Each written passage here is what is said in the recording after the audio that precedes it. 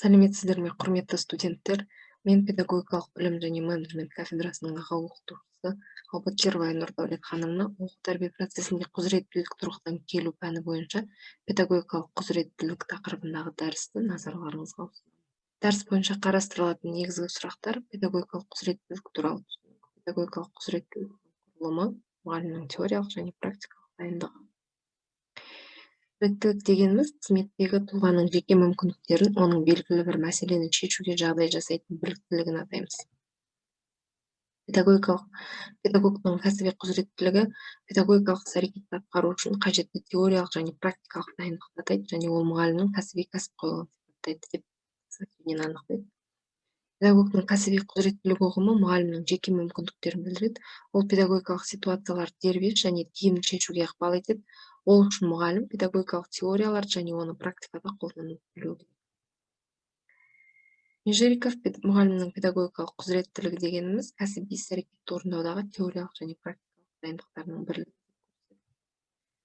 Педагогикалық құзыреттіліктің құрылымына келетін болсақ, ол екі бағаннан тұрады. Жаңағы зерттеушілердің айтып өткеніндей, бұл мұғалімнің теориялық дайындығы және мұғалімнің практикалық дайындығы.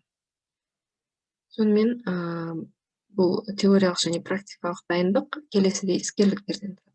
Теориялық дайындық аналитикалық іскерлік, болжау іскерлігі, жобалау іскерлігі, рефлексивтік іскерліктен тұрса, практикалық дайындық коммуникативтік іскерлік пен ұйымдастырушылық іскерліктен тұрады. Педагогикалық іскерлік бұл теориялық білімге негізделген және үйлесімді тұлғаны дамытуға бағытталған бір үзді жүзеге асатын автоматтандырылған әрекеттердің жиынтығы. Ал Межериков бұны педагогикалық іскерліктер мұғалімнің әртүрлі әрекеттерінің жиынтығы, ең бастысы олар педагогикалық іс-әрекеттің қызметіне сәйкес келеді, белгілі бір мөлшерде мұғалімнің жеке психологиялық ерекшеліктерін анықтайды. Мұғалімнің теориялық дайындығы педагогикалық ойлау іскерлігі түрінде көрінеді. Оның бағана жоғарыда атап өткеніміздей аналитикалық іскерліктен, болжау іскерлігі, жобалау іскерлігі, рефлексивтік іскерліктен тұрады. Енді жеке-жеке әрқайсысына тоқталатын болсақ, біріншіден аналитикалық іскерлік бұл келесідей іскерліктерден құралады. Педагогикалық құбылыстарды талдай алу, зерттейтін құбылыстарға сәйкес педагогикалық теорияларды, заңдылықтарды анықтау, педагогикалық құбылыстарды дұрыс болжай алу, негізгі педагогикалық міндеттерді құрастыру, міндеттерді тиімді шешу жолдарын анықтау. Болжау іскерлігі білім беру процесін басқарумен байланысты және ол басқару субъектісімен күтілетін нәтижеге бағытталады. Педагогикалық болжау педагогикалық процестің логикасы мен мәні туралы нақты білімге негізделеді.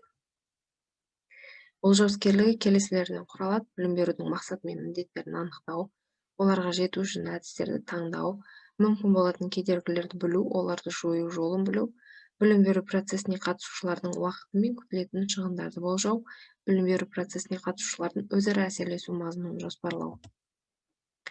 Болжау іскерлігі болжау объектісіне байланысты үш топқа бөлінеді: ұжым дамуын болжау, тұлға дамуын болжау және педагогикалық. Ал жобалау іскерлігі келесілерді құрайды: біріншіден оқыту және тәрбие жолдарын нақтылау, оларды кезең бойынша негіздеу, іс-әрекет түрлері мен мазмұнын жоспарлау, білім беру процесінің құрылымын, формаларын анықтау, оқушылармен жеке жұмысты жоспарлау, ата-аналар мен қоғаммен байланыс орнатуды жоспарлау. Келесі іскерліктің түрі рефлексивті іскерлік, педагогтың өзіне бағытталған бақылау-бағалау іс-әрекетін жүзеге асыруда қолданылады. Рефлексия өзімізді, әрекеттерімізді талдауға бағытталған теориялық іс-әрекеттің ерекше түрі болып табылады. Бұл латын тілінен аударғанда өткенге қайта оралу деген білдіреді. Ол берілген үлгілер бойынша жеткен нәтижені сәйкестендіру негізінде бақылау, ойша күтілетін әрекеттер нәтижесі негізінде бақылау, нақты орындалған әрекеттерді талдау негізінде бақылау құрылымдас бөліктерден тұрады.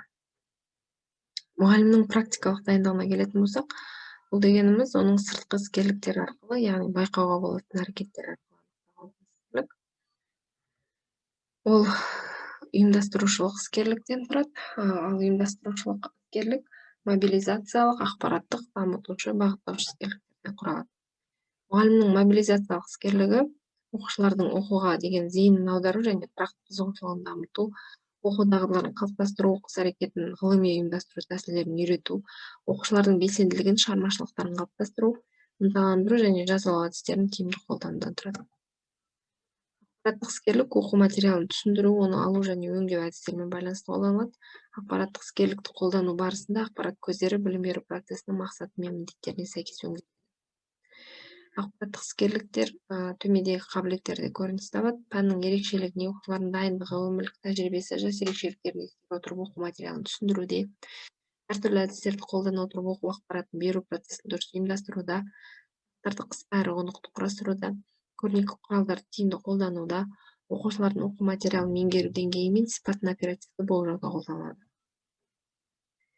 Дамытушы іскерлік оқушының жақын даму аймақтарын анықтау, оқушылардың таным процесін, сезімдерін, еріктерін дамыту үшін проблемалық ситуациялар құрастыру, танымдық дербестікті, шығармашылықты ынталандыру, жекеленген қабілеттерді дамытуға жағдай жасау.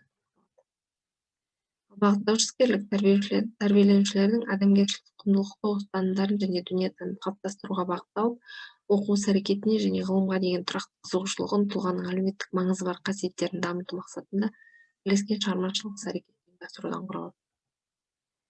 Коммуникативтік іскерлік ол перцепциялық педагогикалық қарым-қатынас, педагогикалық техникадан тұрады.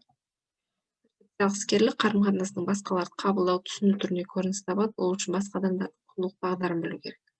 Перцепциялық іскерлік арқылы алынған ақпарат педагогикалық қарым-қатынастың тиімді өтуіне ықпал жасайды.